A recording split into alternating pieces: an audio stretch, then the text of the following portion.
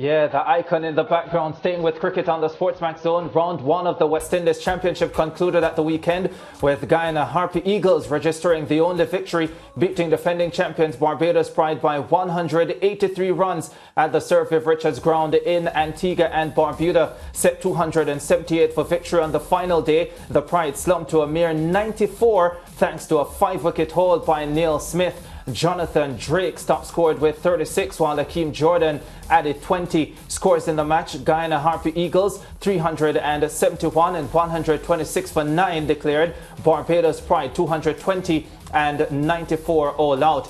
Over at Coolidge Cricket Ground, the match between Leeward Islands Hurricanes and the Jamaica Scorpions ended in a draw. The Scorpions survived on 200 for 9 thanks to a gutsy unbeaten 62 from Abhijay Man Singh in their pursuit of 268 for victory on the final day. Rakeem Cornwall took 5 for 41 to finish with match figures of 10 for 95 scores in that match. Hurricanes 260 and 241 all out. Scorpions 234 and 200 for 9. The other match of the round between Trinidad and Tobago Red Force and the Windward Islands Volcanoes ended in a draw. That was on Friday. Scores in that encounter: Volcanoes 243 and 425 for 5 declared. Red Force 315 and 225 for 7. Nikhil Uttamchandani joins us now to recap the opening round of 4-day cricket. Nikhil, how are you doing? Fantastic, and even better to see you in this position, man. I must say a special congratulations to Ricardo Chambers on this new role. Well, thank you very much, and I'm happy that you're one of the first we're talking to. And there's, I have to start here. Rakeem Cornwall, another 4-day season, another quality performance to start the season. Is this another slap in the face of the West Indies selectors? But I think if he didn't do enough in 2022, Ricardo, in 2023, he just continues to do what he does best. You look at this man's record, averaging just around 24 with the ball in hand. 10 wickets in the game, also 85 runs with the bat in hand, also got a 30.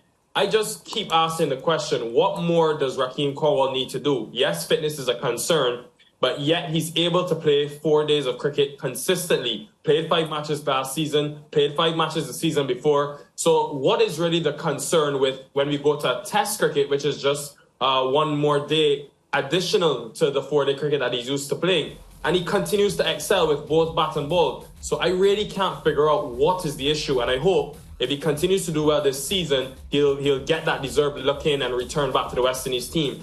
24 5-wicket hauls in 77 first-class matches is almost unmatched when you look across the region. Probably only Barsami Parmal can really relate to those sort of numbers. So I really keep asking the question, what more does he need to do? Yes, if it's a matter of fitness, he continues to prove that he can be on the park for 4 days of cricket consistently. I really don't know what more is required. Yeah, and it's not a situation where he hasn't performed pretty well when he suited up for the West Indies. 34 wickets in 9 test matches, even had a match-winning performance in Bangladesh as well. So he has shown at that level as well that he's definitely no worse than any other spinner that we have utilized in the West Indies setup. Yeah, spot on. I think he also brings a unique style of play with the bat in hand as well, because as you saw in that game against Jamaica, 85 from 95 deliveries, scored a couple test 50s against Sri Lanka, so we know he can do it there. But he's also just destructive. We see in the T20 format in CPL style.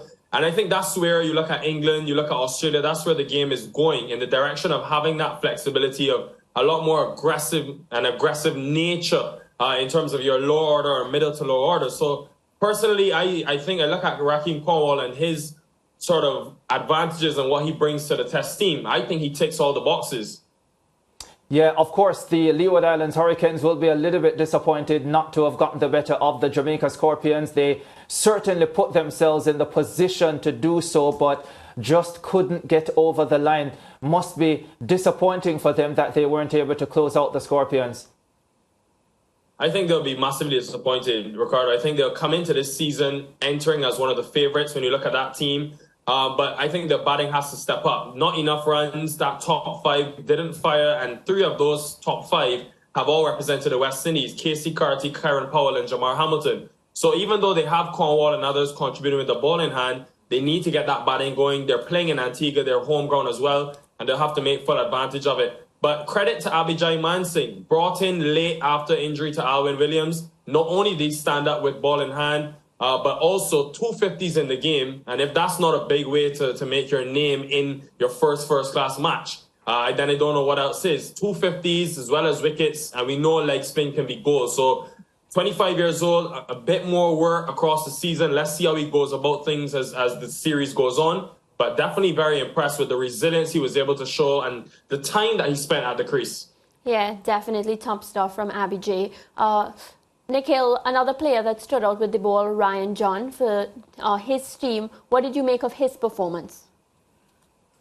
Well, I think it was very impressive from a very impressive Windward Islands team, who again, I think will be very disappointed they didn't put off the win. But I definitely like the length that Ryan John was able to hit with that hard new ball. Caused a lot of problems for the Trinidad top order, who are very accomplished. Jason Mohammed, Darren Bravo, especially in that first inning. So the fact that he's able to start his campaign with a 5-wicket haul, I think just one of the many weapons that Windward Islands team have in their arsenal. They're going to be one to watch. For me, the two is the Windward Islands and the Leeward Islands. And because you have players like John, who have been very experienced, have played at this level for a while, and now are able to reap results, even on surfaces that I thought were a bit on the placid side and a bit tough for fast bowlers, he still was able to persevere. So credit to him getting 8 in the match. Yeah, and as we continue to discuss the youngsters, another one that stood out, Guyana, of course, Matthew Nandu, another youngster stepping up and getting a century, and of course, putting his hand up where West Indies selectors are concerned.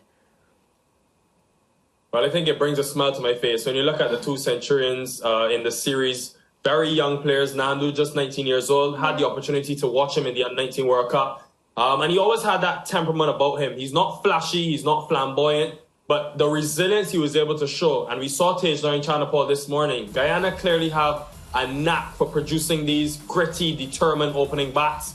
Nandu 126, but that didn't stand out to me. It was the 8.5 hours he spent at the crease, a day and almost a day and a half. And that to me, at just 19 years old, against a Barbados lineup with Keon Harding, who's taken 30+ wickets, Akeem Jordan, who impressed. They've got quality in that Barbados Pride bowling lineup. So I think what a way to start your career, and hopefully he can kick on from here and, really capitalize on what should be a bright future. Yeah, Nikhil, when you look at the West Indies team at this point, and we just had a conversation with Fazir and he spoke about the number 3 position. Raymond Reefer was set to bat in that position in the first innings of the first test against Zimbabwe. Nkrumah Bonner has batted there. But of course, we know his issues, especially when it comes to very quick bowling and surfaces. Is there anyone that you've seen just yet that you're keeping a close eye on, thinking this person could sneak into a West Indies side in that number 3 position, that I think by the end of the South Africa series actually could be up for grabs? But I think there's so much talent, and that's the beauty of having this regional first-class tournament on. I mean, not only in the youngsters, but the more established players, and many will look around and say, well, look, this is a perfect opportunity for us to get into that test team. I look at 2 players, both who have represented the West Indies and still do. One being Shamar Brooks, got a 50 in his first game back for the Barbados Pride. And for me, I've always been a firm believer that Brooks has always got the quality, the skill, and one of the most classical players you will ever see in the world game. But it's just getting the runs consistently. Surely he has to be saying, well, this is a perfect opportunity for him to cement a place at number 3, where he scored 250s in a game against England a couple of years ago, and he impressed with 100 against Afghanistan. And then the second player is Casey Carty, someone who I think technical ability is almost unmatched in the Caribbean. One of the best and most fluent batters you will see. He's batting at 3 in that Leeward Islands team. And I think even the pitches that they're playing on in Antigua support runs scoring. They've been a much more on the flatter side. So I'm looking for him, who's playing in the West Indies white ball, the one international side, to see this as an opportunity with more responsibility on his shoulders to say, if I cash in with 200 or 300s in this 5-match series, I'm banging on the door for Desmond Haynes and others to pick me. He's a young man and has a really bright future ahead. So I think those 2, but then again, I mean, a lot of the younger players, we saw Nando, we saw Melius, Alec Athenaeus is another one who's captaining the Windward Islands, who's a very special talent. So luckily, I think in the Caribbean, we've never been short of talent, and I'm looking forward to seeing how the season pans out. Yeah, I'm a big fan of Alec Athanaze, by the way. Does Sunil Ambris have a chance? That's going to be tough, Ricardo. You know, he's had his opportunities at the highest level. And I think the West Indies selectors have made it clear they're looking to go in the direction of looking to that youth. So if I had to pick one from the windwards, I would pick Athanaze. And I love the fact, I love the fact that they've given him the captaincy. I want to see more young players get that added responsibility at a young age. Yes, it can derail some careers, but it can also enhance them in a massive way. All right, Nikhil, I see that you're all for the youngsters. No problem with that at all. Thanks very much chatting to us, man, and I'm sure we'll chat again sometime this week. Cheers, man. Thanks a lot. All right, Nikhil Uttamchandani, one of our cricket contributors. We're going to be taking a break here on the SportsMax Zone, but when we come back, we're going to be talking some tennis. History created at the Eric Bell Tennis Centre in Kingston on Sunday. Jamaica defeating Estonia to qualify for Davis Cup Group 2. Yeah, you had some cheering fans. When we come back, we'll be chatting tennis.